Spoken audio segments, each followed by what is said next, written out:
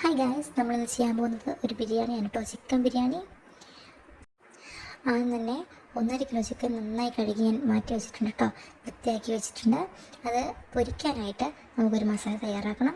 അതിനായിട്ട് മഞ്ഞൾപ്പൊടി, ഉപ്പ്, മസാലപ്പൊടി, തൈര്, മുളക് പൊടി, 1/2 ടീസ്പൂൺ ചെറുനാരങ്ങ നീര് ഒഴിച്ച് ചിക്കൻ നന്നായിട്ട് പുരട്ടി വയ്ക്കുക. ഒരു അരമണിക്കൂർ മിനിമം എങ്കിലും വെക്കണം കേട്ടോ. ശേഷം ഇത് ഓരോന്നായിട്ട് നമുക്ക് വറുത്ത് കോരി മാറ്റി വയ്ക്കാവുന്നതാണ്. വെളുത്തുള്ളി, ഇഞ്ചി, പച്ചമുളക്, ചെറിയുള്ളി എന്നിവ നന്നായിട്ടൊന്ന് ക്രഷ് ചെയ്ത് മാറ്റി വെക്കണം കേട്ടോ. ഇനി നമുക്ക് ചോറിൻ്റെ പരിപാടിയാണ് കേട്ടോ.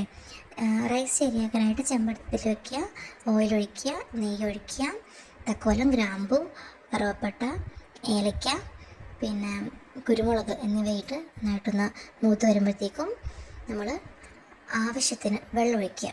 അപ്പോൾ ഒരു കപ്പ് അരിക്ക് നമ്മൾ 2 കപ്പ് വെള്ളം എന്ന രീതിയിലാണ് എടുത്തേക്കുന്നത് കേട്ടോ. അപ്പോൾ നന്നായിട്ട് വെള്ളം ഒഴിക്കുക, ആവശ്യത്തിനുള്ള വെള്ളം ഒഴിച്ചിട്ട് ഒന്ന് തിളച്ച് വരുമ്പോഴത്തേക്ക് അതിലേക്ക് ഉപ്പിട്ട് കൊടുക്കുക, കുറച്ച് മഞ്ഞൾപ്പൊടി ഇട്ട് കൊടുക്കുക.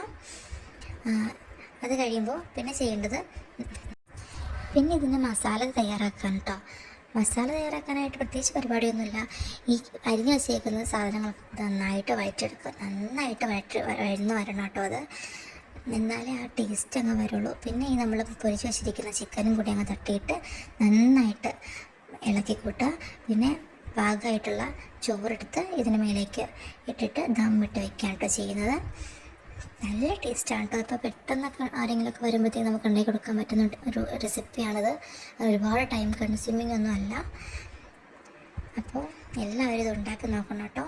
അങ്ങനെ ആർക്ക് വേണമെങ്കിലും, ഒരു കുക്കിംഗ് അറിയാത്ത ആൾക്ക് വേണമെങ്കിലും ഇത് പെട്ടെന്ന് ഉണ്ടാക്കാൻ പറ്റുന്ന, ടേസ്റ്റോടെ ഉണ്ടാക്കാൻ പറ്റുന്ന ഒരു ഐറ്റമാണ് കേട്ടോ. എന്തായാലും ചെയ്ത് നോക്കി എല്ലാവരും.